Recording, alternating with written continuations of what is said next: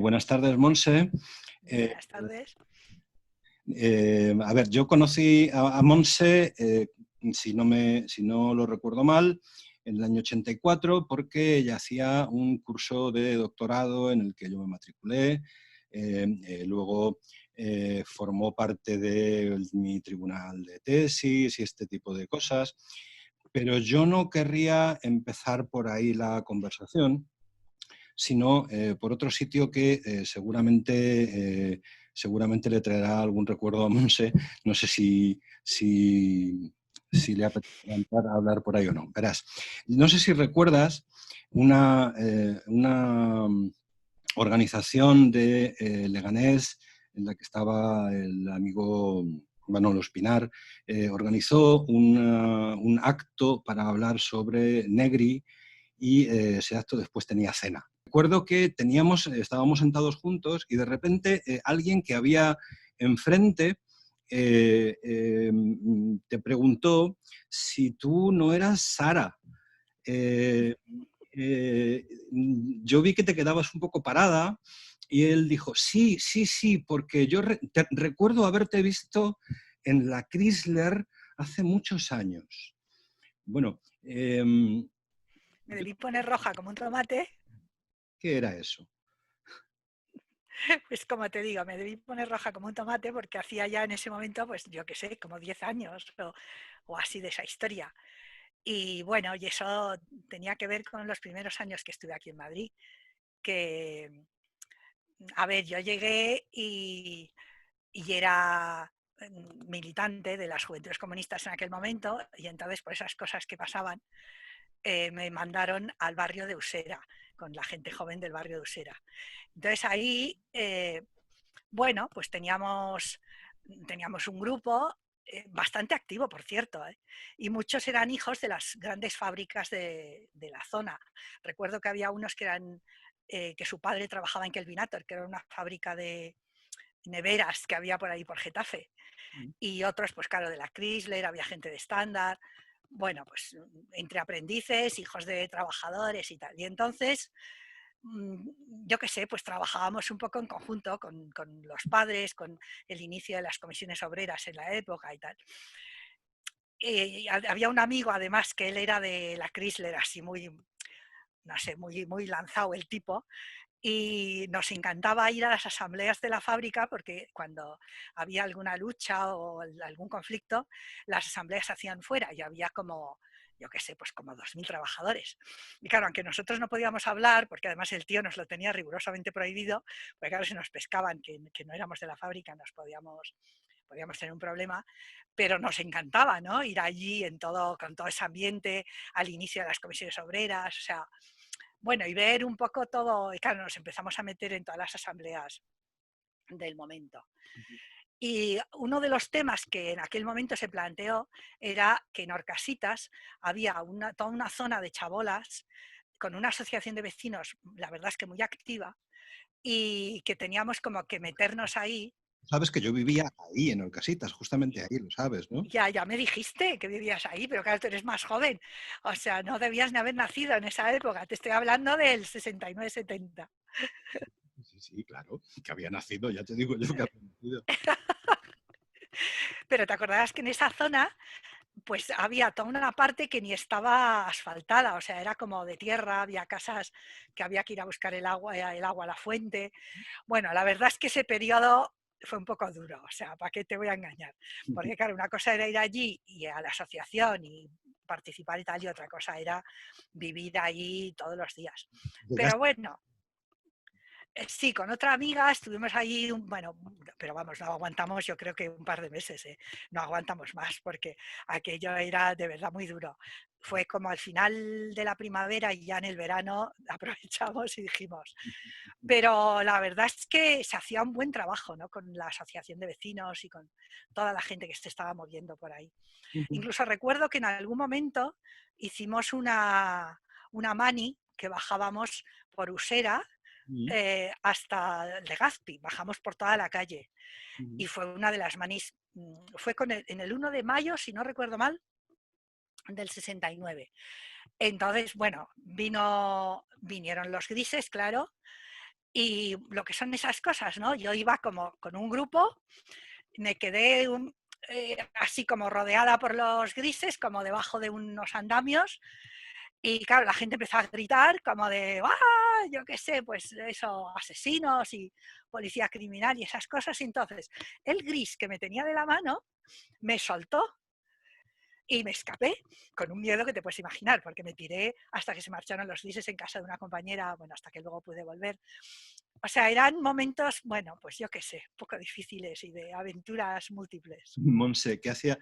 O sea, yo no sé si la gente conocerá, Horcasitas en aquella época era ese tipo de cosas, era un barrio obrero, muy, muy pobre, tú hablabas de sin asfalto, eh, pero no un barrio lumpen, sino un barrio No, en el que se convivía eh, con dignidad en la pobreza, ¿no? sí, Pero claro, ¿qué hacía ahí una niña venida de Barcelona? ¿Con cuántos años tendrías tú ahí? Eh, como 23 por ahí. ¿Qué hacía una chica con 23 años de Barcelona en Madrid eh, trabajando? Además entiendo que con nombre de guerra para una organización política, después del mayo del 68. Eh, Eso de venirse a Madrid, ¿fue venirse a Madrid a militar? ¿O fue, no sé, qué fue eso? Y de paso, ¿qué relación? Porque yo sé que sigues manteniendo una relación, entiendo que de todo tipo, familiar, emocional. Me hace mucha gracia porque cuando te oigo contar en catalán. Esa relación con lo catalán, con lo groc. Eh, Cuéntanos algo de esto. Bueno, yo qué sé, avatares de la vida. O sea, piensa que, claro, yo el 68 lo viví en Barcelona, lo que es el mayo del 68, pendiente de la radio, de la tele, de qué es lo que pasaba. Y luego, pues nada, rápidamente me fui a París, como todo el mundo, pero yo llegué en septiembre, no llegué en junio, porque me había quedado una asignatura que tenía que aprobar, y entonces me pasé el verano estudiando, y cuando terminé los exámenes en septiembre me fui para París. Y luego, ya de allí, me fui para Alemania, porque tenía una beca del DAD, que era una institución que daba becas a gente licenciada, y me fui para Heidelberg. Claro, resultó que Heidelberg era uno de los puntos del epicentro del post-68 en Alemania. O sea, Berlín y Heidelberg había pues unas comunas de gente así muy alternativa y claro, rápidamente, pues te puedes imaginar, ¿no? O sea, rápidamente fui a parar en medio de todo ese mundo. Y la verdad es que todo ese año fue muy, muy, muy importante para mí, porque por un lado viví todo lo que era, digamos, la izquierda del SDS, que era el sindicato estudiantil en Alemania, como que estaba situado, digamos, como a la izquierda antiparlamentaria, por llamarlo así, que eran herederos de Rudi Dutschke y de toda esta gente. Y por otra parte, este grupo estaba muy interesado en los trabajadores extranjeros, que había una colonia, vamos, un grupo de trabajadores españoles muy a las afueras, en una fábrica, a las afueras de Heidelberg, que era una fábrica de máquinas de escribir que se llamaba la Snell Press Fabrik, donde había un montón de españoles y de turcos hacinados en unos barracones que aquello parecía, vamos, poco menos que la Segunda Guerra Mundial. ¿Sabes, Claro, sabes que el padre de Nati vivió ahí? En ¿ah, esos sí? barracones, sí. Era una experiencia brutal, porque de verdad, o sea, tenían, bueno, él te lo habrá contado, tenían zonas comunes como cocinas y tal, pero luego literas. Y claro, sobre todo eran hombres, de media edad algunos, otros jóvenes. Claro, ese contacto directo con esa clase obrera absolutamente maltratada, y además que nosotros con el grupo de los estudiantes alemanes intentábamos potenciar en contra de los sindicatos establecidos alemanes que los miraban como, bueno, el último miserable, pues la verdad es que, hombre, fue todo un revulsivo. Uh-huh. ¿Qué pasa? Que con ese background, si quieres, hubo el estado de excepción en España y entonces el planteamiento de que había que volver. porque no podíamos permitirnos el lujo de, bueno, después de casi un año de todas esas experiencias, era como, pues habrá que volver a nuestro país, porque el franquismo habrá que derrotarlo de alguna manera. Y a todo eso se juntó, pues bueno, que me enamoré de el que luego sería mi marido, que era un militante del Partido Comunista, y decidimos venir a Madrid. ¿Por qué? O sea, en Barcelona mi padre me habría hecho la vida imposible, o sea, imposible, porque claro, cuando se enteró de que estaba liada con un comunista, que no me pensaba casar con él y que, por supuesto, vivíamos juntos, si se descuida le da un ataque al corazón al pobre hombre. Entonces, vivir en Cataluña era imposible. Eh, Gregorio era asturiano, pero él había vivido ya unos años en Madrid, con lo cual, bueno, decidimos, bueno, pues nos vamos a Madrid. Y para mí Madrid, la verdad es que era como una ciudad, por una parte, una ciudad que me acogió muy bien, porque nunca tuve problemas, la verdad es que hasta últimamente y tampoco muchos. Y por otra parte era como que era anónima, porque en Cataluña todo el mundo se conoce, que si es de la familia tal, de la cual, de no sé qué, de patatín. Aquí yo podía hacer toda la vida que quería sin que nadie se metiera conmigo. Por supuesto, mi padre quedaba demasiado lejos como para que me mareara. Entonces fueron unos años muy buenos. Y luego, claro, como te he contado antes, con toda esa intensidad de la lucha antifranquista, que bueno, tampoco era tan romántica, porque había momentos como de, eh, bueno, eso va para largo, ¿qué vamos a hacer? ¿No? Fueron años... yo llegué a Madrid prácticamente en el 70 y Franco no se murió hasta el 75. Fueron 5 años de pelea continua y que no acabábamos de ver por dónde iban las cosas. Pero bueno, fueron unos años buenos. Fueron años agradables de vivir, al menos. Sí, o sea, tenías tus momentos de bajón, como de, a ver, ¿qué hago yo aquí si eso no se mueve nada, ¿no? Eh, eh, Pero y en el año 75 se muere don Francisco y poco después el PC es legalizado. ¿Y tú qué haces? o sea, yo cuando murió Franco estaba embarazada de mi primer hijo, que nació en marzo del 76, y viví como los primeros meses después de la muerte de Franco, sobre todo los primeros meses del 76, ya con una barriga imponente, y con las grandes huelgas del enero y febrero del 76. Entonces, como con mucha esperanza, ¿no? De, bueno, eso lo vamos a tumbar. ¿Qué pasó? Que a partir, sobre todo, abril del 76, recuerdo que apareció Carrillo en una reunión como bueno, de la militancia de Madrid, tampoco es que fuera, no era pública, claro, pero había mucha gente y entonces nos vendió la historia aquella de la ruptura pactada, que era como, ¿ah? ¿Qué dice usted, oiga? ¿De qué va eso? O sea, si es ruptura no puede ser pactada y si es pactada, ¿hasta dónde llega la ruptura? O sea, debo reconocer que la llegada del partido de lo que nosotros llamamos el partido del exterior, o sea, Carrillo y un poco toda la gente suya, fue como un altavoz, como un golpe para nosotras, las que estábamos en el interior, porque fue como, ¿pero y esta gente? ¿No? Todos trajeados, con sus corbatas, con sus coches que querían como comprar pisos, o sea, era como, no sé, la militancia de aquí era como de otro tipo, claro, nosotros éramos clandestinos y estas cosas no se nos pasaban por la cabeza. Y entonces hubo lo que podríamos llamar como una especie de depuración interna del partido, de manera que los que éramos clandestinos empezamos a ser mal vistos y a ser descolgados del aparato del partido. Y era un momento relativamente incierto.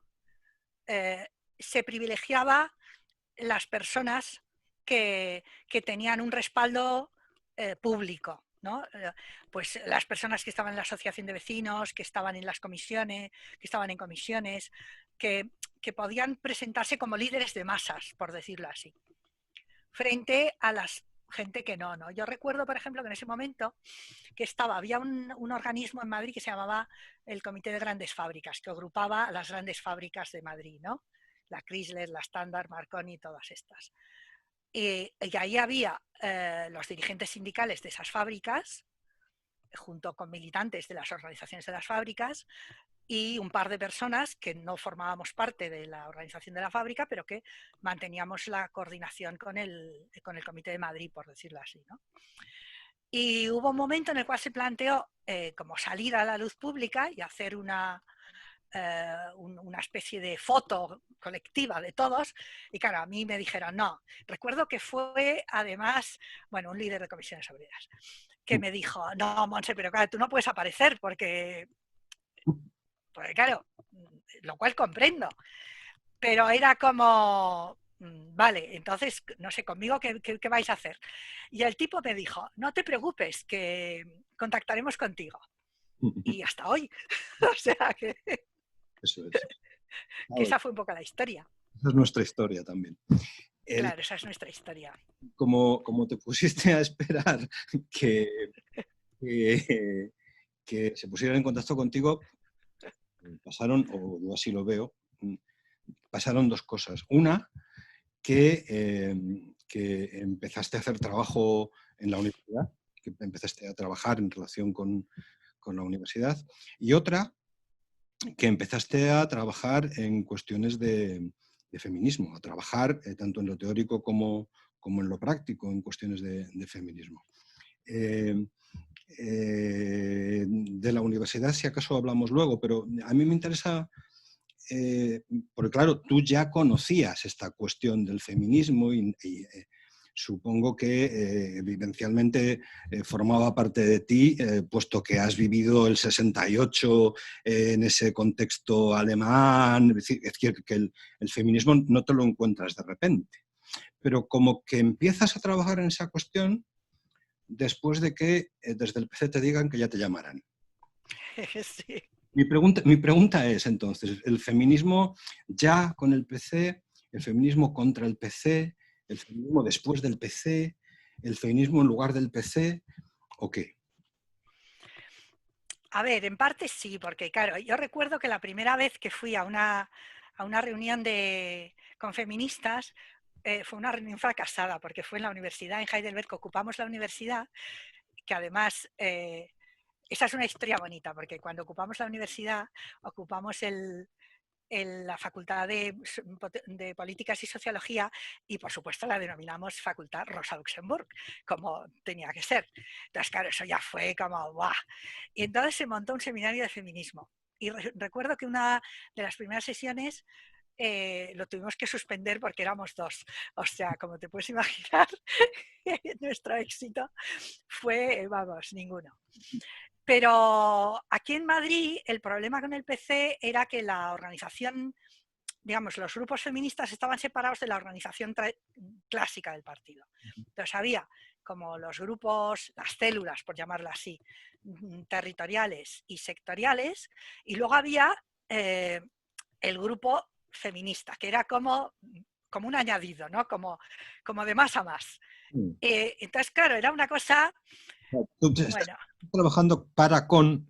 exactamente, era una cosa un poco complicada. Es verdad que había el movimiento democrático de mujeres, que si compañeras que a lo mejor lo oigan dirán, es que había el movimiento democrático de mujeres, que es verdad, pero era un movimiento, desde mi punto de vista, y con todo el respeto para todas las colegas, un poco de logística. O sea, ellas se encargaban, por ejemplo, de cocinar para los presos, de llevarles la comida, de atender a toda la logística de las fiestas, que son tareas muy importantes, pero que para mí eran como, no sé cómo decirte, como aceptar el clásico rol de las mujeres de toda la vida. O sea, a mí eso, pues bueno, no me acababa de gustar demasiado, no sé cómo decirte. Y luego las jóvenes teníamos cierto problema para, como para compaginar nuestra militancia feminista con la posición de las mujeres de los camaradas jóvenes, que muchas veces eran mujeres que, bueno, que nos miraban así como un poco de reojo, ¿no? Como de, no sé, que nosotras estábamos con sus maridos o con sus compañeros distribuyendo panfletos y ellas estaban en su casa con sus hijos. Recuerdo además una que fuimos bastante amigas, que vivía ahí al lado de Leganés, en Zarzaquemada se llamaba ese sitio, Sigue un ya. sitio donde casi no había ni árboles, o sea, Está lleno de edificios, es enorme esto, sí. sí, unas casas. Recuerdo que esta pareja tenían 2 hijos pequeños, no había muebles en su casa porque la verdad es que él trabajaba en Marconi, era un tipo encantador y en su casa sacábamos muchos panfletos con las multicopistas estas pequeñas, pero cuando hablaba con su mujer era como con cierto desprecio hacia nosotras, ¿no? De sí, bueno, vosotras lleváis esta vida porque tú no tienes hijos, me decía, pero claro, yo tengo 2 hijos pequeños, no me llega el salario, no puedo trabajar porque no había en aquel momento guarderías para los niños. O sea, a ver, que era una situación un poco difícil, ¿no? Incluso para nosotras. No era fácil compaginar todo eso. Y el feminismo tenía un cierto aire, ponlo entre comillas, de clase media. Esto es.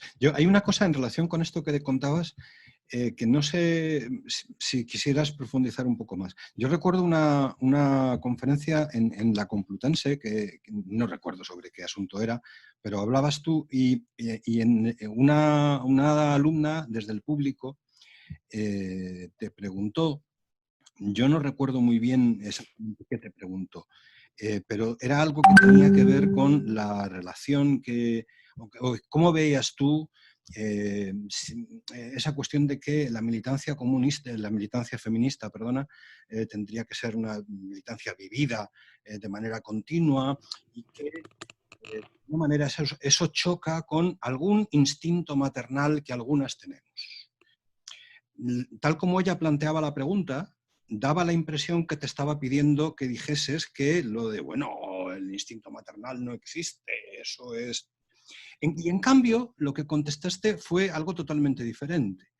Y dijiste algo así como que, sí, es verdad que esa cuestión de los instintos no existe, es una cuestión cultural, pero debo decirte que la militancia feminista no está negada, no es contradictoria para nada con la maternidad, sino todo lo contrario. ¿Cómo ves esa cuestión? Ya formará parte del logaritmo amarillo, esa historia. ¿Sabes qué pasa? Que el tema, el eslogan este nuestro de que lo personal es político va muy hondo, ¿no? Había muchas compañeras feministas que decían, bueno, yo tengo un hijo más que nada para probar, pero yo eso de la maternidad como que no, ¿no?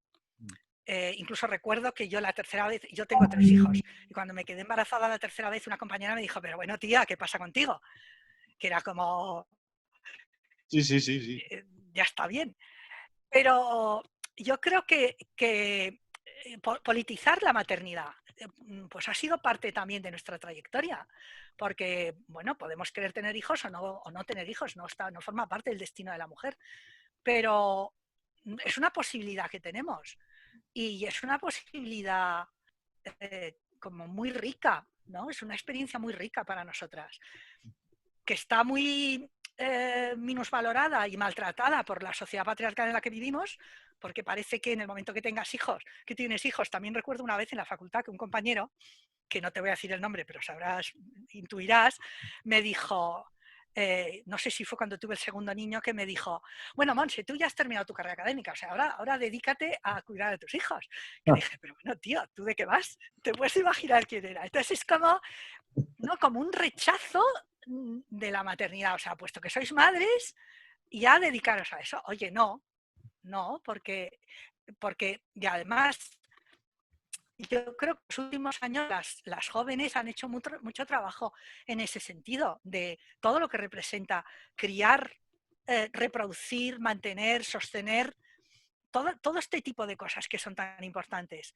Y que es verdad que yo en algún momento lo viví con dureza, como porque era muy difícil llegar a casa y esperar a que los niños se durmieran para ponerte a trabajar en la tesis. Y cuando ya estabas concentrada en Hegel, que se despertara el muy mamón y tuvieras que darle el biberón, era como, uff, pero para mí ha sido una fuente de riqueza. No me arrepiento en absoluto de haber tenido a mis queridos 3 hijos y 3 nietas que tengo ahora, o sea, que imagínate. Bien.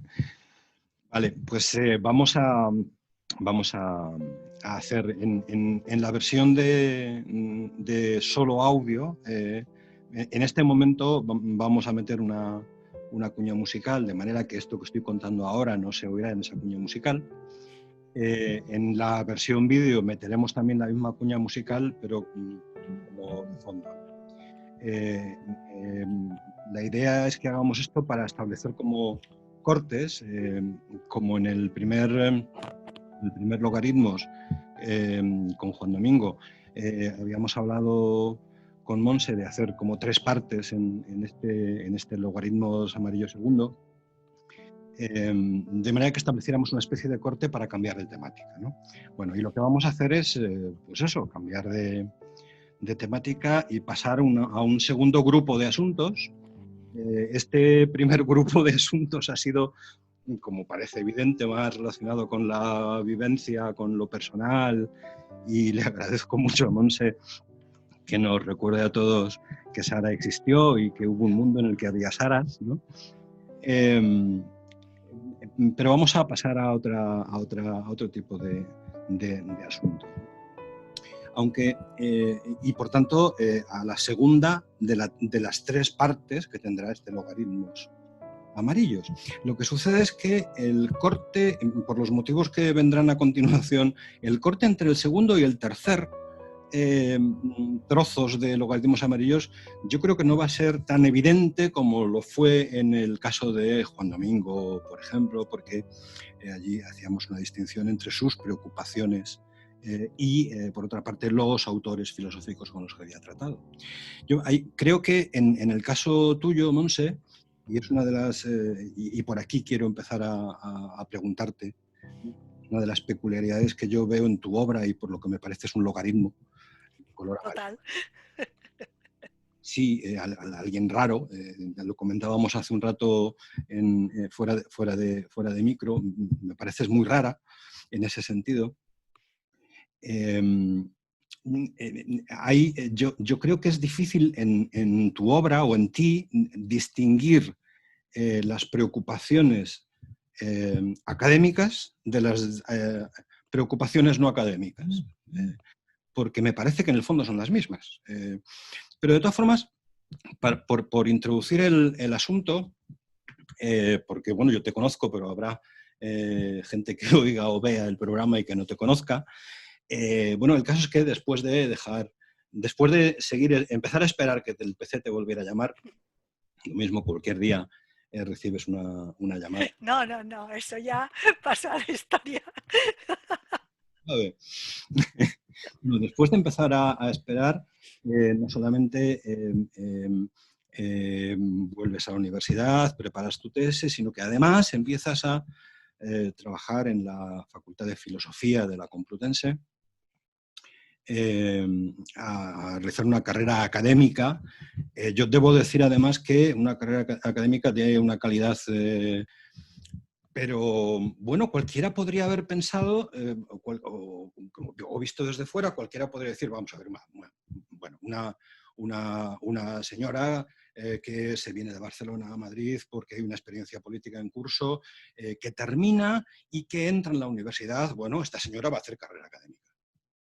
O lo suyo va a ser hacer carrera académica, o se va a dedicar a dar sus clases y a publicarse sus 2 libros en la Facultad de Filosofía. Nada más y nada menos que tratando con el ser y estas cosas, si es que con Hegel, mezclado con biberones y, bueno, una cosa muy, muy sesuda. Y sin embargo, resulta que la carrera académica que haces, tanto en la práctica como en la temática, además de hacerla dentro de la universidad, la haces, y yo diría, es una percepción personal, pero yo diría, sobre todo, fuera de la universidad. Resulta que empiezas a dar clases bueno, pues en centros sociales, después en la Universidad Nómada, empiezas a escribir sobre cuestiones que mezclan lo académico, mezclan los autores de la historia de la filosofía con los problemas reales.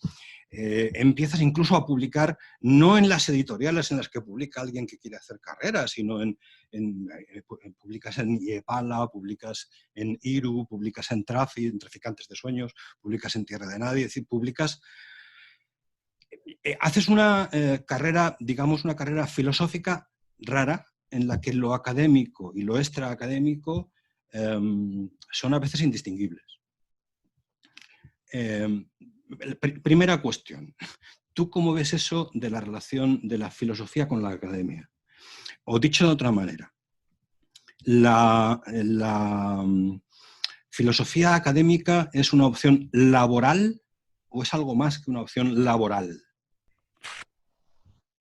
A ver, al principio, claro, piensa que yo había terminado la carrera en el 68, que me había ido para hacer un doctorado, que el doctorado por supuesto no lo terminé, que volví y me dediqué prácticamente 10 años a la militancia y el activismo y esperando que realmente el final del franquismo iba a ser pues una transformación que nos iba a colocar a un nivel incomparable con relación a las democracias de nuestro entorno, porque, claro, no queríamos un sistema como el que había en Francia o el que había en Alemania, queríamos... Vamos a derrotar al fascismo. Exactamente, o sea, una cosa...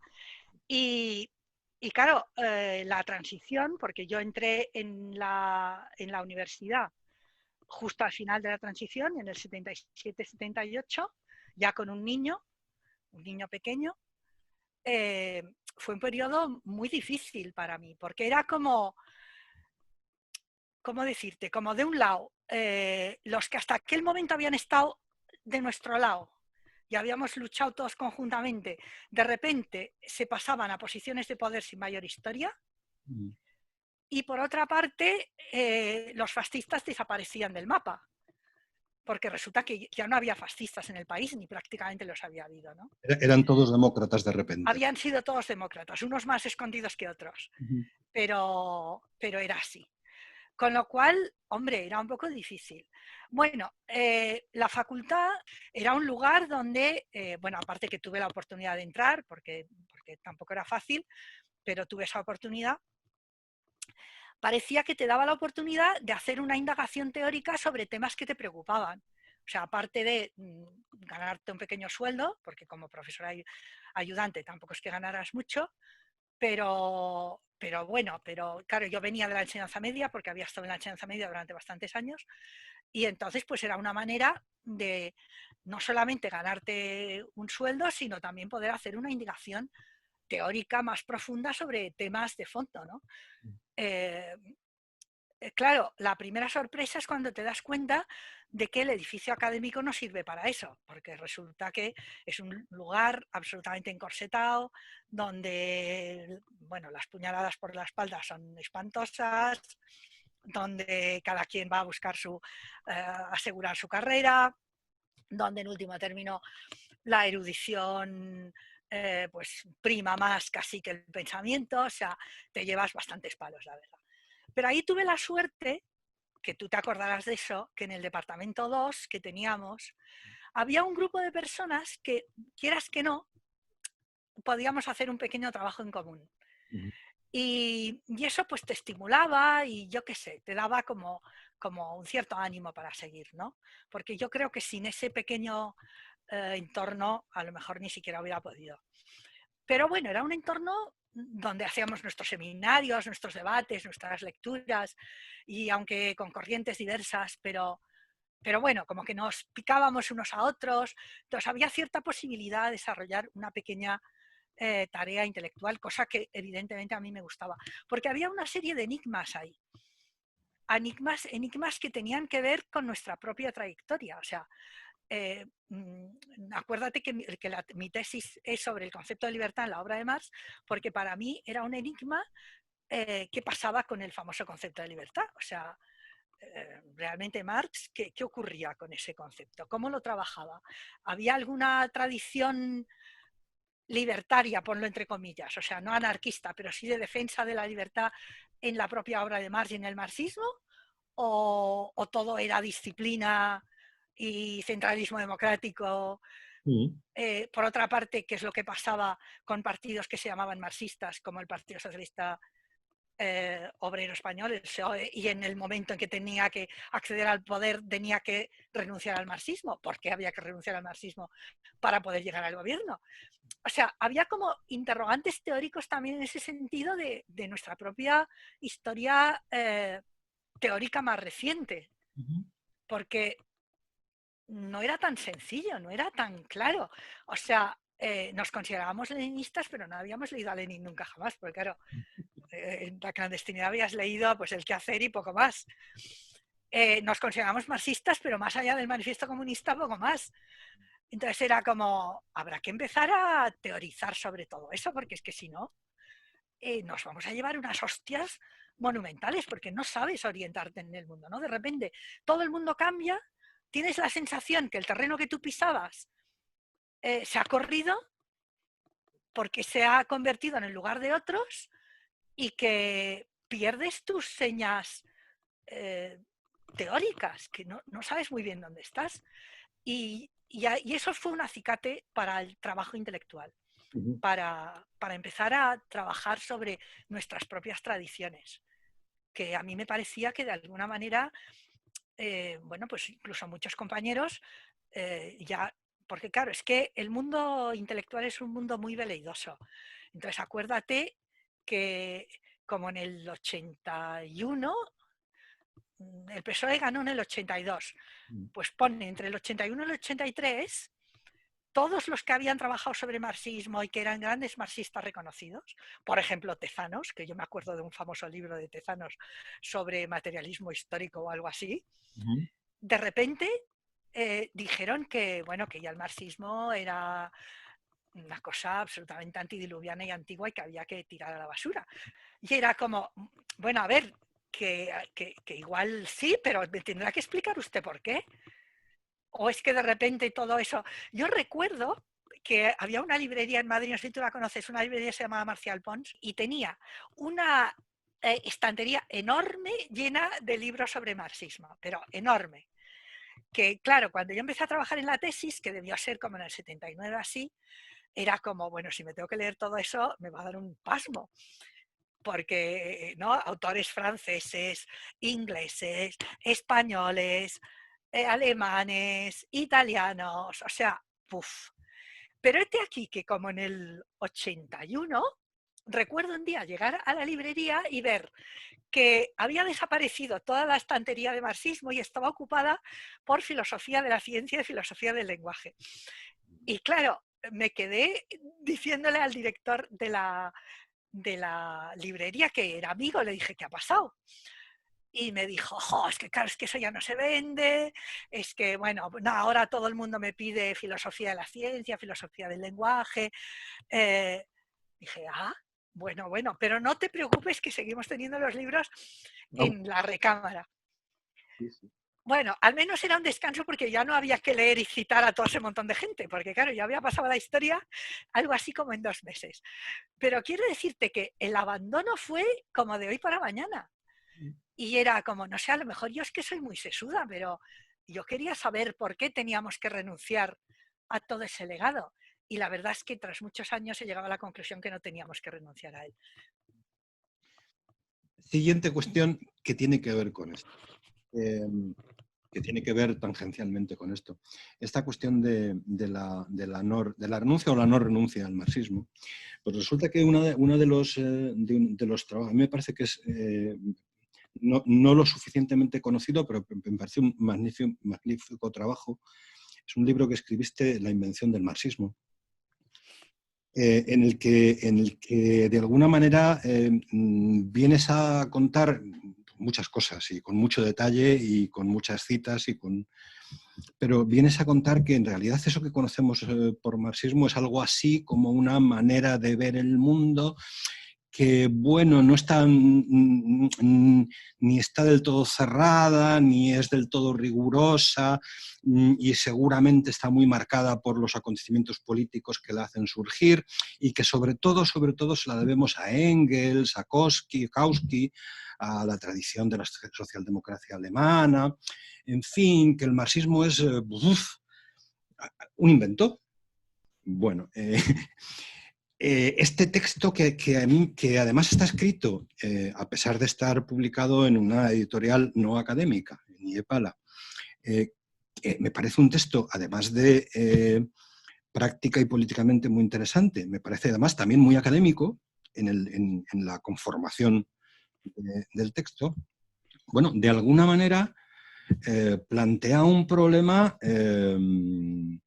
que tiene que ver con algunas de las discusiones que alguna vez hemos tenido y que también me interesan mucho. Por ejemplo, y te las planteo así de esta forma. Si ese marxismo es un discurso, una manera de ver construida, el famoso Tiamat, el famoso materialismo dialéctico, entiendo que también, que es eso a lo que te refieres, porque otra cosa es el análisis que se haga del funcionamiento histórico, económico de las sociedades, que es, digamos, más, una cosa más seria, más rigurosa, ¿no? Entonces, ¿qué dirías tú? Manía, ya sé que es una manía mía, de ese empeño que tenía Althusser con la crítica del materialismo dialéctico. Precisamente el nombre de los logaritmos amarillos procede de ahí. Decía que hablar del materialismo dialéctico era como hablar de un logaritmo amarillo. El materialismo y la dialéctica son imposibles, como igual que un logaritmo no puede ser amarillo. ¿Cómo ves tú esa cuestión de Althusser? Porque en la época de la que estamos hablando, bueno, pues sobre todo en España era uno althuseriano o anti-althuseriano, es como ves esta cuestión de Althusser en relación con la cuestión de la invención del marxismo. Ya sé que ahí se mezclan más cosas, como la consideración de que es una ciencia o de que no es, o se mezclan muchas cosas, pero así, ¿cómo ves tú esa cuestión de Althusser? ¿Y cómo ves también tú esa cuestión en relación con lo que podríamos llamar la tradición marxista española? Yo, básicamente con Manuel Sacristán y la escuela de Manuel Sacristán, en buena medida catalana también, en su mayoría. ¿Cómo ves esta cosa? ¿Qué dirías tú al respecto? José, muchas preguntas, todas en una. Ya. A ver, en principio, yo tengo una relación, siempre tengo una relación muy difícil con Althusser, porque es un autor que me hace sufrir muchísimo. O sea, yo creo que pocas veces he sufrido tanto leyendo un libro como el suyo de El porvenir es largo. O sea, qué libro, Dios mío. O sea, yo creo que me lo debo haber leído 2 o 3 veces y es como, uff, siempre me hace sufrir muchísimo ese autor. Entonces, me cuesta mucho, pero debo decirte que en parte el libro de la invención del marxismo fue como... o sea, la espoleta partió también de Althusser. En el prólogo cuento que Althusser tiene una famosa frase en la que dice que la ligazón entre el movimiento obrero y el marxismo, dice él, es un milagro de la historia. Claro, como yo no creo en los milagros, me dije, eso no puede ser. O sea, aquí tiene que haber algo. Porque es latina, o sea, es verdad que esa ligazón entre un movimiento obrero, o sea, un movimiento práctico, un movimiento político práctico, y una teoría que enlazan de una manera virtuosa, por decirlo así, es algo, bueno, no es único en la historia, pero sí es relativamente sorprendente. Entonces, a partir de ahí dije, hay que investigar la historia del marxismo, cómo se construye, y de ahí nació ese libro. Porque claro, la tesis, si quieres, fuerte es el momento que muere Marx, el marxismo no existe, o sea, no hay esa tradición marxista.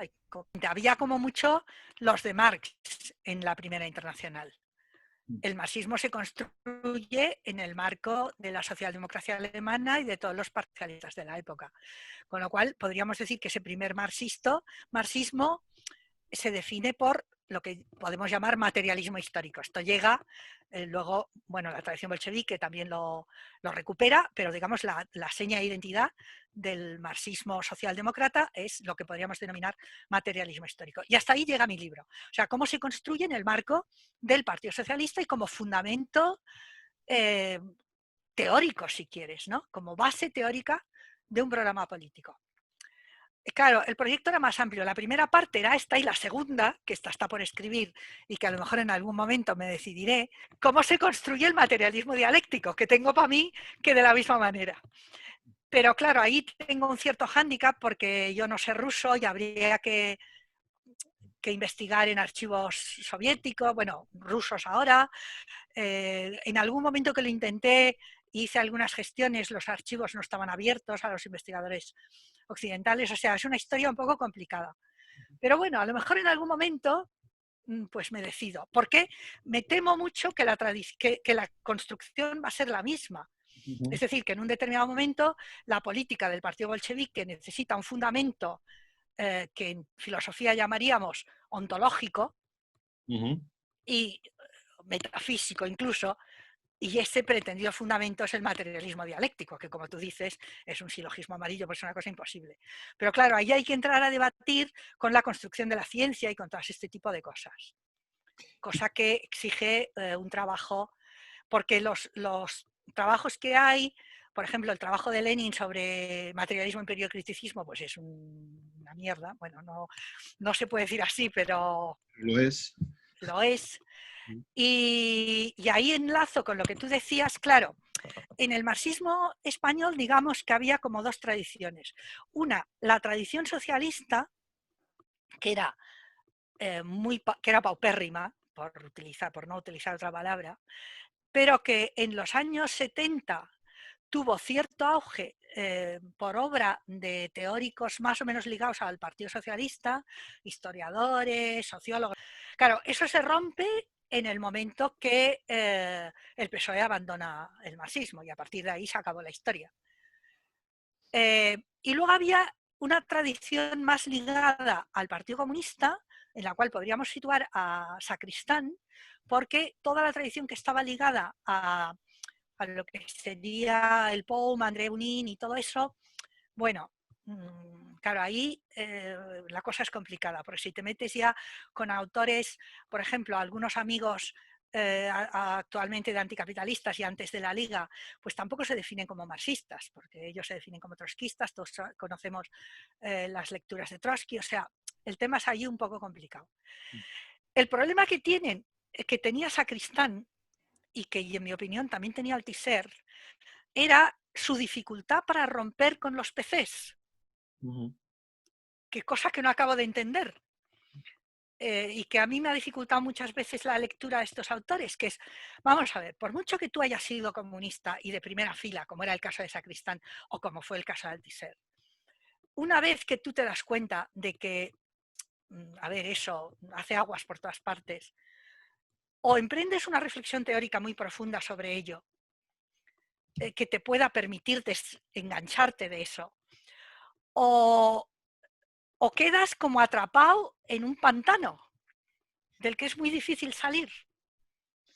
Y en mi opinión, aunque eso puede sonar muy duro, no lograron romper ese nudo, este cordón umbilical con el PC, ¿no? ¿Dirías O sea, que sus posiciones teóricas respecto del marxismo estaban demasiado atadas a sus posiciones, a sus compromisos políticos con la organización? Exactamente.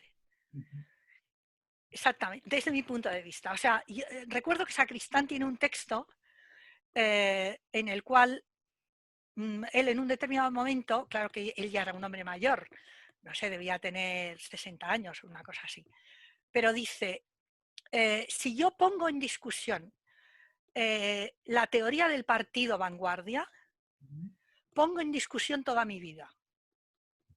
Pongo en discusión lo que yo soy. Pues sí, pero yo no sé, a lo mejor suelta pretencioso por mi parte, pero yo creo que en algún momento uno tiene que tomar esas decisiones y decir, oye, la teoría del partido de vanguardia era errónea. Por más que yo haya sido no sé, dirigente del Partido Comunista en la clandestinidad y haya sufrido mucho por eso. Vale, pero nos equivocábamos ahí, porque no tenemos ninguna piedra filosofal, ninguna garantía de que nuestra teoría sea verdadera. Y estamos sometidos a las mismas pruebas de error y verdad que cualquier otro. O sea, eso de que decía Lenin, de que la verdad revolucionaria sigue siendo verdad, pero eso no quiere decir que tú puedas poseer la verdad. La verdad, como todos sabemos, es un camino enormemente complejo para encontrar atisbos de verdad en lo que es la ignorancia humana, que es increíblemente fuerte. Entonces, por más que haya elementos de tu vida que se pongan en cuestión, yo creo que esa valentía la necesitas. Y yo ahí me parece que había como quedar demasiado presos, no en la cotidianidad de los partidos comunistas, que todos eran muy críticos con ellos, sino en la base teórica y epistemológica de ese pensamiento. Déjame una última pregunta de esta, digamos, segunda fase. Y luego pasamos a cuestiones que tienen más que ver con los movimientos sociales más de la actualidad y sobre todo con el feminismo. Lo dejamos para la tercera parte. Pero hay un asunto más estrictamente académico o un asunto, sí, que yo no acabo de entender y que necesito que me expliques y por eso te la planteo. Resulta que publicas un libro que se llama Silencio y Olvido, un libro sobre Heidegger, y además sobre Heidegger durante los años 30. ¿Por qué esa necesidad de trabajar sobre Heidegger en los años 30? Entiendo que esa discusión Heidegger en los años 30 es una discusión que también tiene mucho que ver con la construcción o no del pensamiento nazi, ¿no? Claro. Yo, y en este sentido quería plantearte, bueno, que dijeras algo, porque bueno, ha habido una enorme polémica sobre si decir que Heidegger era nazi era algo adecuado o podría incluso ser una afirmación nazi. Lo era, no te quepa duda. Pero además yo recuerdo un artículo de un profesor, de la Universidad, en un artículo en el que pretendía demostrar que Heidegger no era nazi y decía, Heidegger no es nazi porque dice esto, esto y esto. Heidegger no es nazi porque dice esto, esto y esto. Bueno, justamente, señor, porque dice esto, esto, esto, esto, esto, por eso es nazi. Por eso, no se ha enterado usted de lo que es ser nazi. Bueno, silencio y olvido, Heidegger, Monse. Ese fue un libro, a ver, no es de los mejores, yo creo, porque no me acabó de salir todo lo redondo que yo quería. Había como dos preocupaciones en el libro. Por un lado, un cierto ajuste de cuentas con mi propia tradición, porque es verdad que yo había leído a Heidegger Ser y Tiempo pues en los 60 en la universidad, y fue un libro que me marcó. Y por otra parte, por tanto, también quería como revisar el Heidegger posterior a toda su etapa, digamos, más existencial. Y por otra parte, comprobar o ver en qué medida el pensamiento de Heidegger en esos años 30 estaba ligado al desarrollo del nacionalsocialismo, que es un movimiento social, que es lo que a mí me llamaba la atención de esa historia, ¿no? O sea, cómo en ese momento en el cual el nacionalsocialismo aparece como un movimiento revolucionario, ponlo entre comillas, Sí, sí. aunque con un sentido reaccionario, pero que tiene un carácter de revolución hasta popular, si quieres, y popular en el sentido más también palagoso del término, Sí. como toda esta corriente atravesaba su pensamiento y en qué medida se traslucía en él, ¿no? Más allá del alineamiento de Heidegger con los nazis, que es evidente y claro y notorio y sabido. El problema está en que Heidegger es un autor muy capcioso, que le da muchas vueltas a las cosas y nunca deja claras sus intenciones. Entonces es muy difícil encontrar textos que sean claros y rotundos. Quizá unos de los más claros son en las cartas, en la correspondencia con Hannah Arendt, que la usé bastante, donde le sale esta beta elitista, misógina, despreciativa, como antijudía en general, aunque ella sea judía.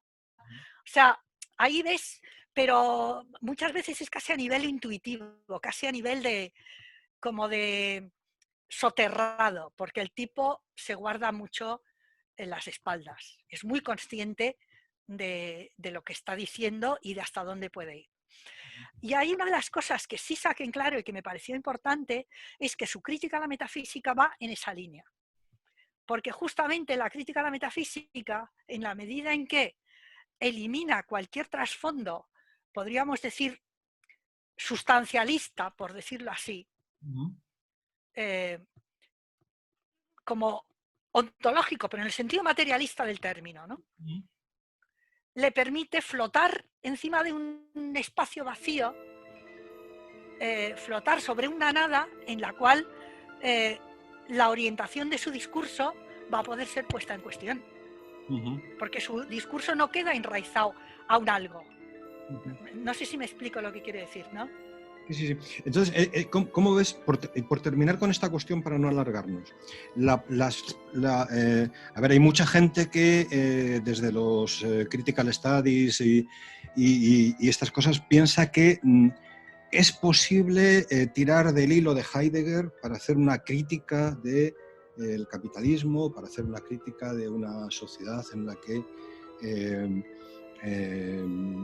en fin, estas derivas que quieren tirar de Heidegger para partir de él hacia un pensamiento que rompa con el capitalismo sistémico, pueden ser algo más que una reacción revolucionaria de esa de las que hablabas tú antes. ¿Crees que tienen alguna posibilidad de ser algo más que eso? Serte sincera, lo veo difícil. Pero imposible no es, porque como te digo, a ver, el tipo es una gran cabeza. Entonces, toda la tesis de la verdad, por ejemplo, de que la verdad en último término pues es una errancia en pos de un significado que de alguna manera pueda referir a un campo de actuación y de dinámica de un algo que está ahí pero que no tiene una naturaleza dada. Pues eso puede enganchar con algunas de las teorías actuales de la posverdad. Y en teoría, todas las teorías de la posverdad son teorías que están enlazadas a pues, construcciones del lenguaje actuales, etcétera, etcétera. O sea que el hecho de que su pensamiento sea un pensamiento tan antimetafísico, de por sí, no sé cómo decirte, no tiene un signo político, por decirlo de alguna manera. Puede ser usado en diferentes sentidos, porque realmente el capitalismo contemporáneo tampoco es un capitalismo, digamos, de fábrica, ya no es el capitalismo fordista, es un capitalismo financiero, es un capitalismo activo, es un capitalismo comunicativo, de plataformas. Entonces, toda la lucha o la crítica a la metafísica por parte de Heidegger puede dar de sí, yo no te digo que no. Vale. Tampoco es, a mí me parece, un elemento al que agarrarse con uñas y dientes, porque lo que dé de sí, pues me parece más bien poco. Pero bueno, pero no diría yo que no, que puede haber ahí elementos interesantes, ¿no? Para poder tirar de esos hilos. Yo saqué, digamos que esto es lo más claro que saqué de su... pero a través de dejarte las cejas en unos textos incomprensibles, que están hechos incomprensibles a posta, para que no se entienda lo que quiere decir. O sea, yo creo que eso... a ver si lo puedo afirmar, aunque los heideggerianos me van a borrar del mapa de la historia, pero, o sea, el tipo hace un esfuerzo para que sea oscuro, para que no se pueda entender, para que le tengas que dar 1000 vueltas, para que quepan 20 interpretaciones, para que siempre se pueda salir por la tangente. O sea, cuando él dice la filosofía es como andar por una cresta de una montaña en la cual tanto puedes caer para este lado como para este otro, es que tiene muy claro lo que está haciendo. No está dando pistas, al revés.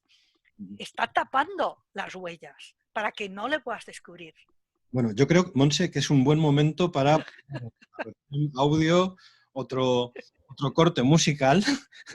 Pero me vas a dejar añadir una cosa, que en el ámbito de la filosofía especulativa, que es como yo colocaría a Heidegger, es un buen antídoto contra el infinito hegeliano. Y eso a mí me parece que es una cosa interesante. O sea, porque Hegel te acostumbra a pensar en el infinito, y el infinito sabemos todo lo que tiene que ver con la teología y con muchas otras cosas, y en cambio Heidegger ahí te obliga a pensar en la finitud humana, en la finitud del mundo. Y entonces yo creo que eso es un buen antídoto frente a Hegel, con lo cual ese mérito tiene. Bien, queda anotado. En esta tercera fase de nuestro Logaritmos Amarillos, quería plantearte que hablásemos básicamente de dos cosas. Una, la cuestión del feminismo, en sus diversas complejidades, y otra, la cuestión de los movimientos sociales de nuevo cuño, que no tienen que ver con la historia tradicional, sino que o son o cambiamos la concepción del proletariado y hablamos de un nuevo proletariado, o tenemos que abandonar la centralidad del proletariado, o constituyen la necesidad de pensar un nuevo sujeto de los cambios o de la revolución, o como nos lo expliquemos. Y una de las cosas que te pediré es que nos lo expliques tú. Hoy, además, que es 15M, fecha en la que hace 9 años exactamente se inició en nuestro país, en otros países, en otras fechas cercanas, porque no fue una cuestión nacional, sino que de alguna manera entroncó con las primaveras árabes, que acabaron después como acabaron, y entroncó con otras muchas cuestiones, ¿no? Y que después ha influido mucho, incluso en el tiempo de vida que hemos dedicado tanto tú como yo a cuestiones que en principio nos interesan más bien poco, ¿no? Actividad institucional y ese tipo de cuestiones. Si te parece, yo empezaría por aquí y dejaría la cuestión de los feminismos para esta idea que acabo de lanzar, si fuera cierta, el 15M no es solo una cuestión hispana, española, sino que tiene que ver con un ciclo de luchas y que se manifiesta de formas distintas en otros sitios, vendría a significar, entiendo yo, que en la última década, porque de esto hace 9 años, digamos en la última década aproximadamente, se ha producido de alguna manera un cambio, importante cambio en la actividad de la subjetividad revolucionaria. Y que eso que antiguamente se llamaban los movimientos sociales, dentro de la tradición marxista, como si los movimientos sociales, dicho de otra forma, las relaciones sociales que establecemos unos con otros y las alianzas que establecemos unos con otros de complicidad, de amistad, de lucha, de enfrentamiento a la obediencia, hubieran pasado a primer plano. ¿Cómo ves esto? Dicho así en general y lanzado como una única pregunta para que nos cuentes sobre este asunto todo lo que nos quieras contar para después hablar de feminismo. O sea, que un poco sería como esa emergencia de un movimiento, no sé cómo llamarle, como fue el 15M. Bueno, a ver, yo creo que ahí hubo como un umbral. O sea, hasta el 15M, en muchos países, el nuestro incluido, los movimientos sociales eran movimientos sectoriales. El movimiento feminista, el movimiento de la ocupación y en la insumisión anteriormente, los movimientos vecinales. Todo lo que pasó a nivel de las nuevas tecnologías, todos los hackers y etcétera, etcétera, ¿no? La comunidad de Internet, o sea, eran como separados unos de otros. El 15M representó como una sinergia de todo eso, ¿no? Como si todo eso en un determinado momento se juntara y explotara. Es verdad que en el marco de una crisis monumental y apoyado por un movimiento que había surgido, que era todo el movimiento de vivienda y la paz, etcétera, ¿no? Pero como si todo se juntara y como si en un determinado momento explotara, como de basta ya, ¿no? Hasta aquí hemos llegado, acuérdate un poco de los eslóganes. Díceme que nos pilló a muchos como con el pie cambiado, ¿no? Que era como, uff, no se sabe muy bien, no sabías muy bien cómo colocarte, ¿no? ¿Esto qué es, no? ¿Eso qué es, no? Claro, porque claro, yo estaba en la facultad en aquel momento, entonces muchas veces daba clase por la tarde, terminábamos por la tarde las clases y nos íbamos a Sol. Yo estuve en la comisión de educación y bueno, y luego en las asambleas y en los grupos y tal, y había veces que había gente que intervenía que te quedabas como diciendo, madre mía, ¿no? O sea, no sé, qué discursos tan raros. Otras veces era un placer oír resonar cosas que habíamos hablado, ¿no? Cuando se hablaba de renta básica o de otras cosas. O sea que fue, a ver, mi experiencia también fue un poco ambigua, ¿eh? Porque era como, pero bueno, o sea, ahora estamos un poco romantizando el 15M, pero la verdad es que había días que salías de ahí como diciendo, madre mía, ¿no? Asambleas de 2000 personas, que el que toma la palabra te cuenta que yo qué sé, con muy poca capacidad de seguir para adelante. De todas maneras, a ver, yo un recuerdo que tengo importante fue que había cambiado completamente el marco. Mm. O sea, antes te hablaba un poco de los partidos de vanguardia y estas cosas.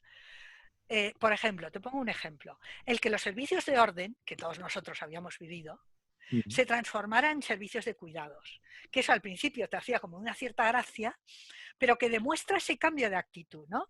De no somos, vamos, la trupa aguerrida que va a tomar el Palacio de Invierno, sino que somos multitudes urbanas más o menos vulnerables que estamos intentando protegernos y defendernos frente a unos ataques brutales. Yo creo que ese cambio de chip, de subjetividad, como tú también decías, ha sido importante.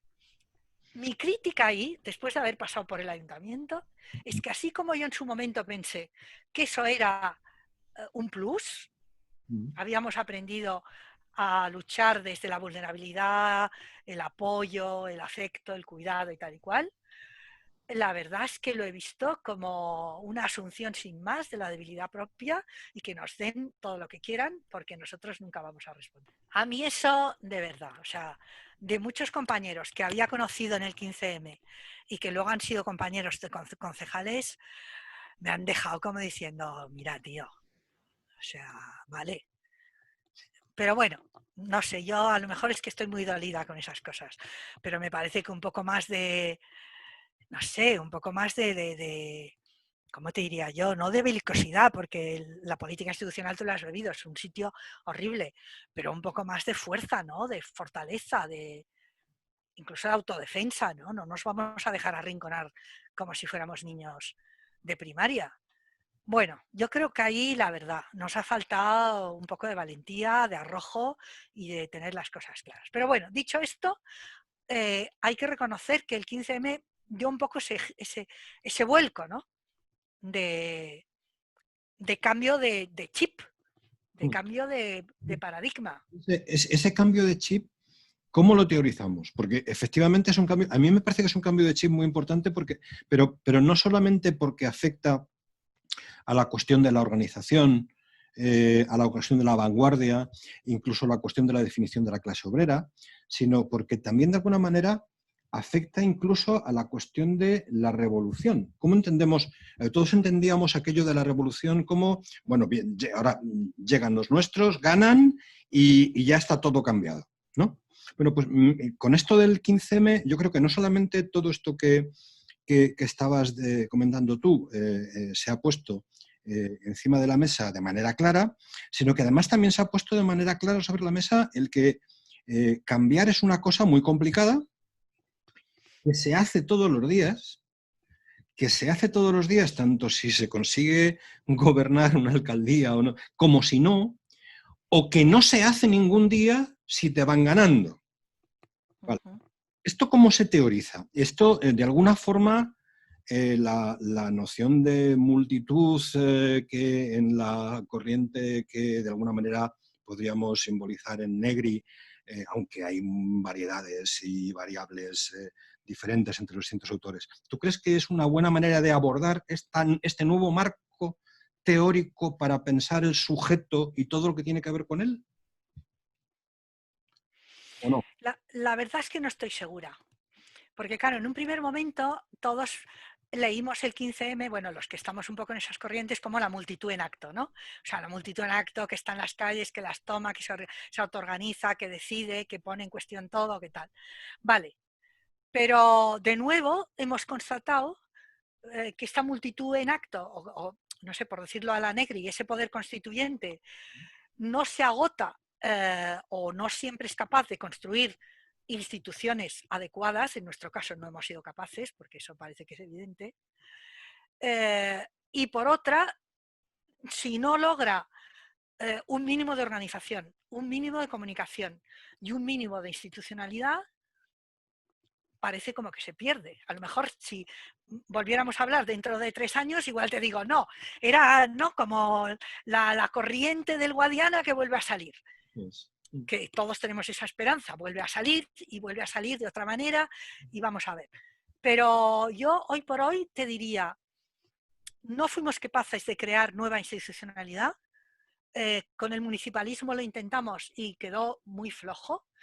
Yo sigo pensando que el municipalismo, bueno, puede ser una vía de crear nueva institucionalidad, pero hay que trabajarlo muchísimo más. una cuestión para cambiar al otro asunto del que decía que íbamos a hablar. Bueno,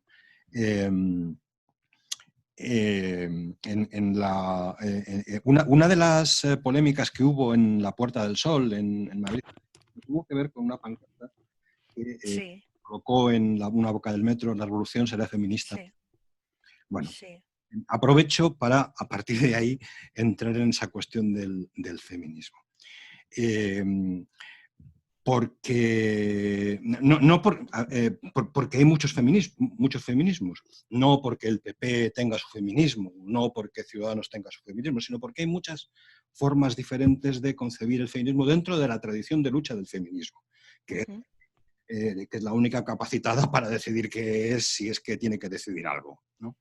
Pero, bueno, el feminismo de alguna manera atraviesa tu vida y, igual que te decía antes, yo te suelto una pregunta larga y tú cuentas lo que... Primero, una pregunta larga que incluye, primero, bueno, tú eres ahora emérita profesora en la universidad, hay muy pocas profesoras. En filosofía menos, catedráticas como tú, debéis ser 4 o 5. Segunda cuestión, el feminismo es una cuestión de identidades y de identidades que tienen que ver con lo sexual o con el género, o es algo cultural y por tanto tiene que ver con identidades fluctuantes o inexistentes. Si tiene que ver con identidades o no. ¿Solo las mujeres son feministas? ¿O solo las mujeres caen dentro del espacio de la lucha del feminismo? ¿O todo aquello que tiene que ver con la exigencia de no discriminación en cuestiones de género? Y por tanto, ¿qué pasa con la cuestión trans? ¿Qué pasa con la cuestión LGTBI? Que en algunos momentos está en discusión. O qué pasa, por ejemplo, con la imposición de, a mí me parece imposición, de modelos de pensamiento europeos a todo el mundo. Y por tanto bueno, es imposible que haya feministas que lleven velo. Este tipo de cuestiones, ¿no? Y para finalizar, una cosa en la que no quiero que te pronuncies, o sea, no te pido que te pronuncies, sino que me digas cómo ves si esa discusión puede llevar a algo positivo o solamente es una discusión que nos puede enfangar. La discusión sobre el abolicionismo.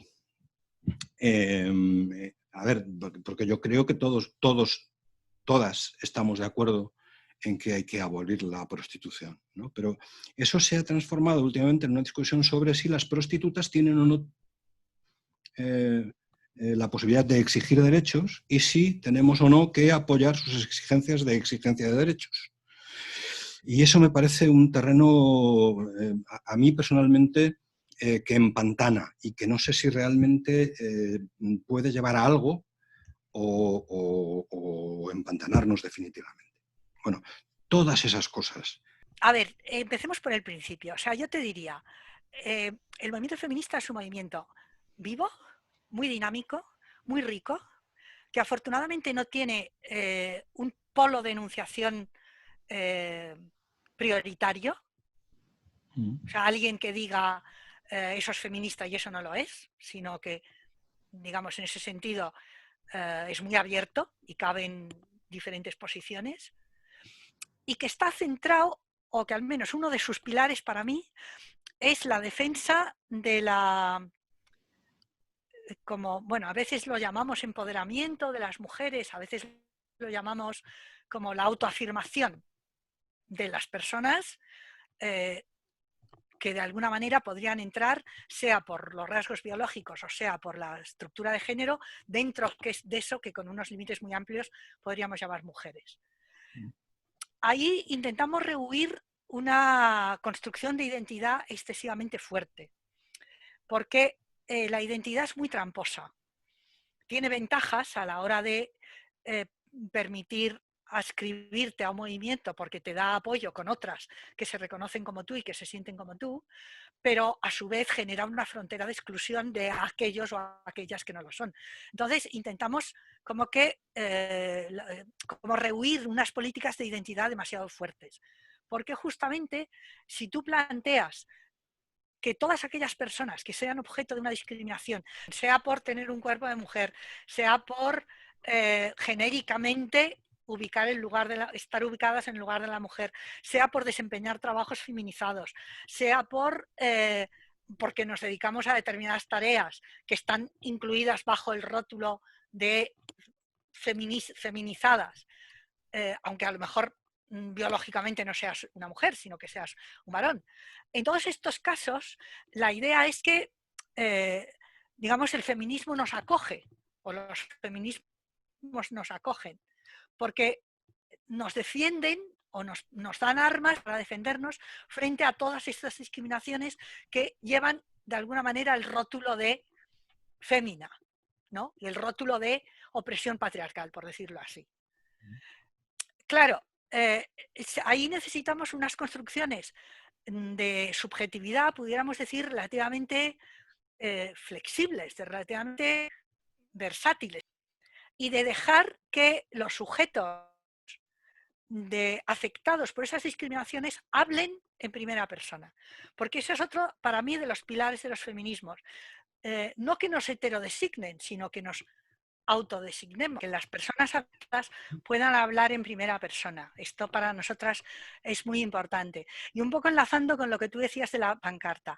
El tema de la pancarta, claro, tuvo una primera lectura, que es la clásica en la historia de los movimientos, que es, ¿por qué ponéis esa pancarta?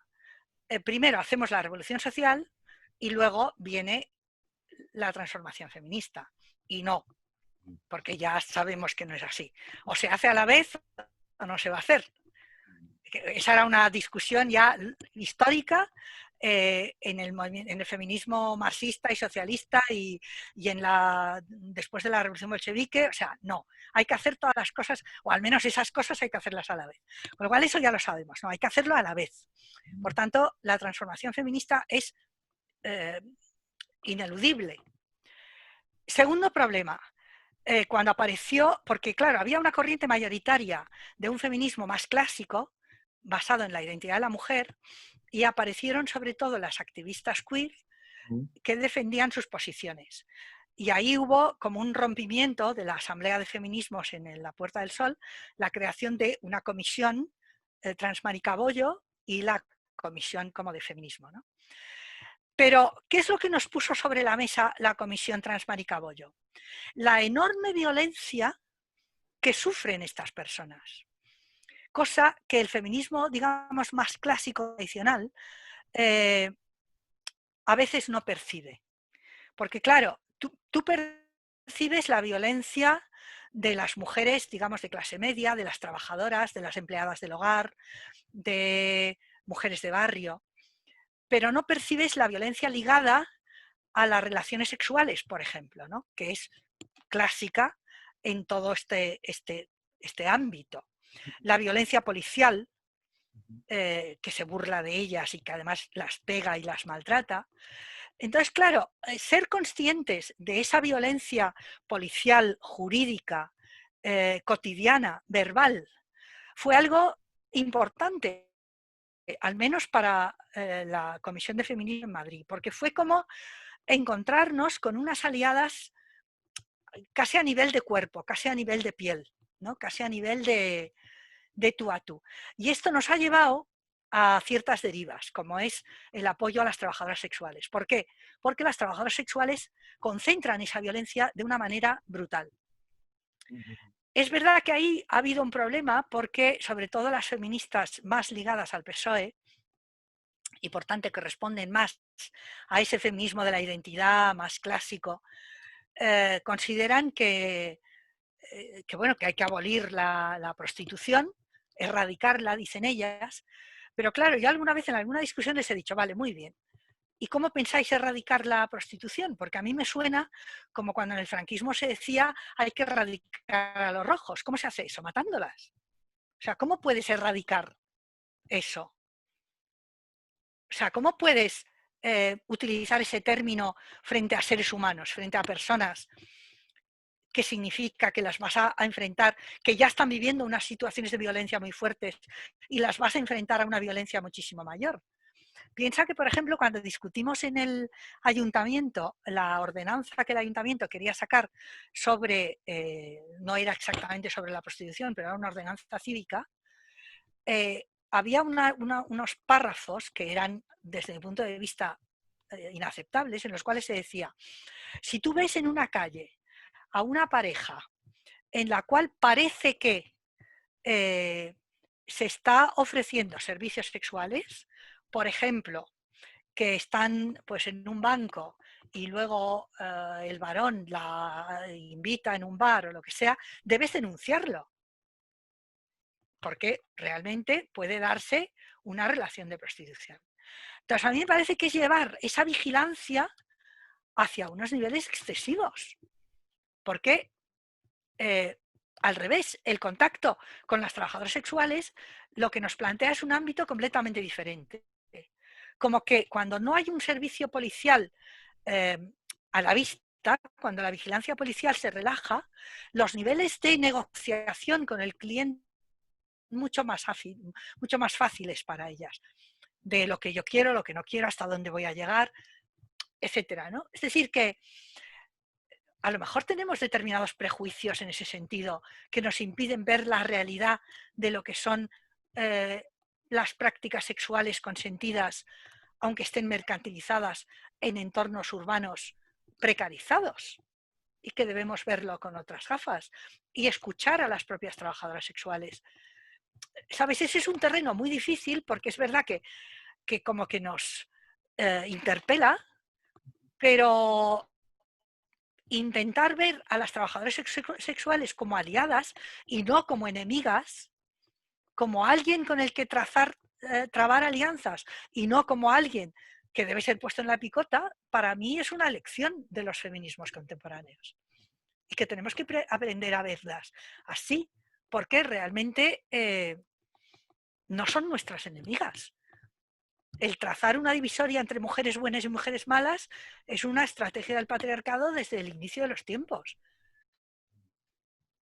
Las que son buenas mujeres porque se casan y tienen relaciones sexuales consentidas con sus maridos o con sus parejas realmente legalmente aceptadas, y las malas mujeres, que son las que dan sus favores a cualquiera, las que mercantilizan su cuerpo, etcétera. Claro, esta frontera está cambiando. En el siglo pasado las adúlteras eran las malas. Actualmente todas aceptamos que una mujer puede tener relaciones fuera del matrimonio sin mayor problema, ¿no? Siempre que, yo que sé, que quiera, no sé cómo decirte. Pues igual esa frontera vamos a tener que desplazarla muchísimo más. ¿Por qué criminalizar a mujeres que aceptan relaciones sexuales a cambio de dinero cuando aceptamos que haya relaciones sexuales consentidas a cambio de sustento, a cambio de apoyo material, a cambio de, no sé, placer recíproco o no recíproco, porque hay veces que el placer no es recíproco, sino que es solo de un lado. Y tú lo aceptas porque piensas, bueno, yo qué sé, ¿no? A cambio de mejoras en la carrera académica o en la carrera profesional o en la carrera laboral. Es decir, ¿por qué somos tan estrictas en una cosa y tan poco estrictas en las otras? Como mínimo es algo que hay que pensar. ¿Por qué piensas que esta discusión era un asunto tan virulento? Yo en las discusiones que hay sobre esta cuestión las veo cada vez, desde fuera, es verdad, pero las veo cada vez más violentas y me parece que abocadas a una ruptura, y me parece que hay cada vez más dificultad en encontrar puntos de discusión, no diré de acuerdo siquiera, puntos de discusión, discutir sobre algo, que esté claro. Vamos a discutir sobre esto sin meter los principios por medio, ¿no? Sin meter los absolutos por medio, ¿no? ¿Por qué crees que de repente ha surgido esta cuestión? Mi hipótesis es que la fuerza del movimiento feminista es tal que tienen que cargársela. Puede ser. Puede ser.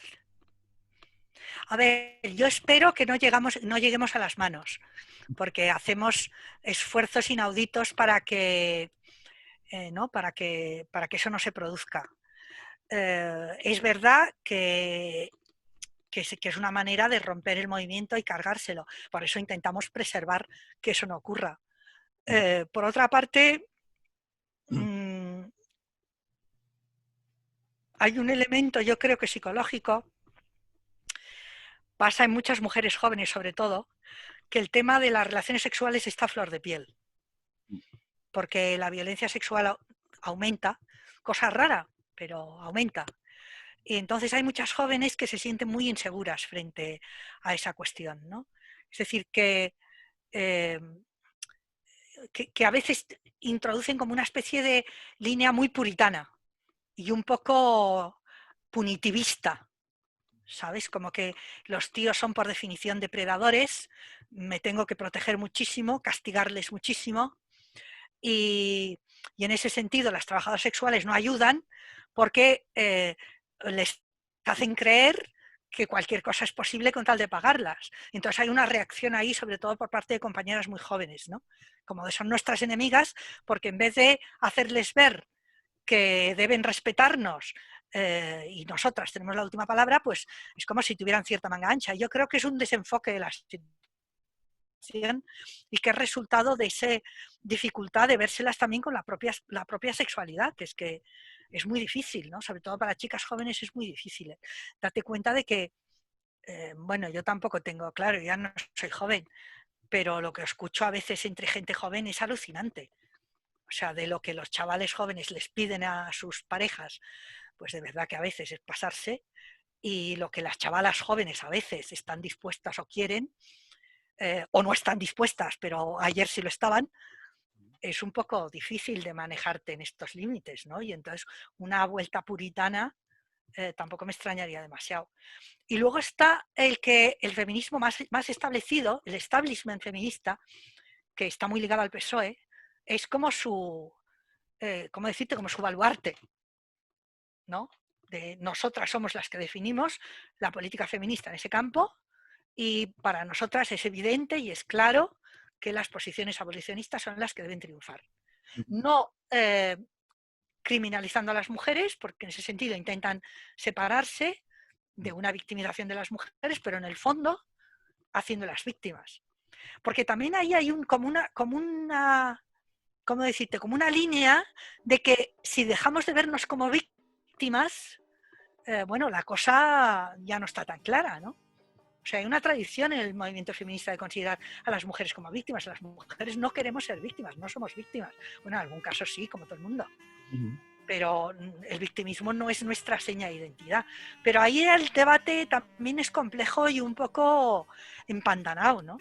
Porque las políticas del PSOE en el marco del feminismo son políticas de esta línea y ahí chocamos con ellas. Con lo cual, bueno, yo espero que no nos matemos, pero sí es un tema complicado y como tú dices, hay intentos por todas partes de dinamitar ese movimiento que hasta el momento hemos conseguido mantener con fuerza, pero que no sé por cuánto tiempo. Bueno, esto que tenemos delante es un logaritmo amarillo que se llama